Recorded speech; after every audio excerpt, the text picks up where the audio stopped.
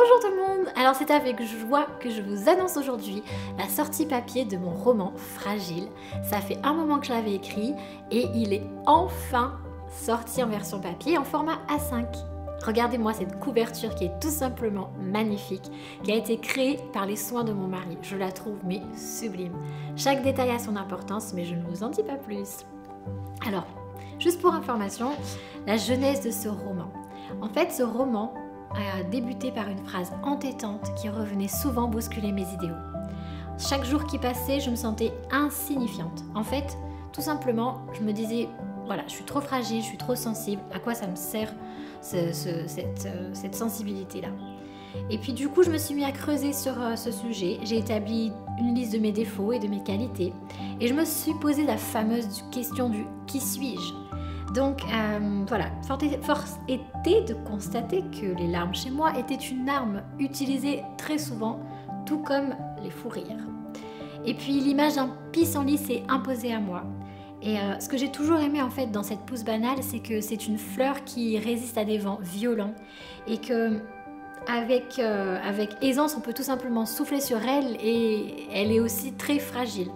Donc en fait, ce roman est né en fait à partir de cette image-là, de ce pissenlit et ce côté-là fragile que j'avais au fond de moi, que j'avais envie de faire cette réconciliation avec moi-même, que ma fragilité était en fait une arme puissante. À partir de là est né le personnage de Madeleine, que vous allez découvrir au travers ce roman.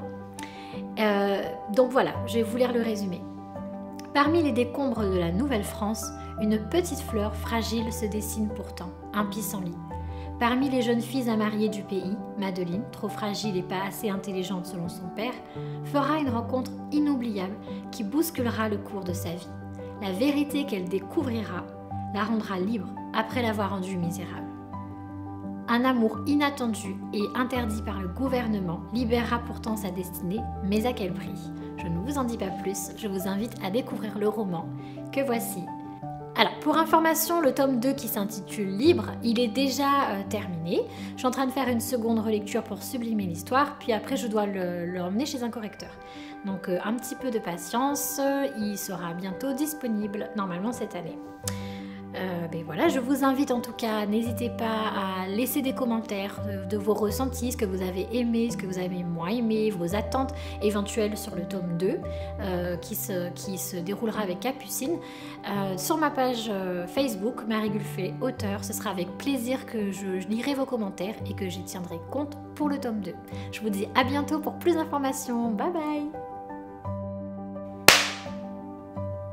Oh, ah bon d'accord. Et après, je vais l'emmener chez un correcteur pour tout simplement rendre plus... Non.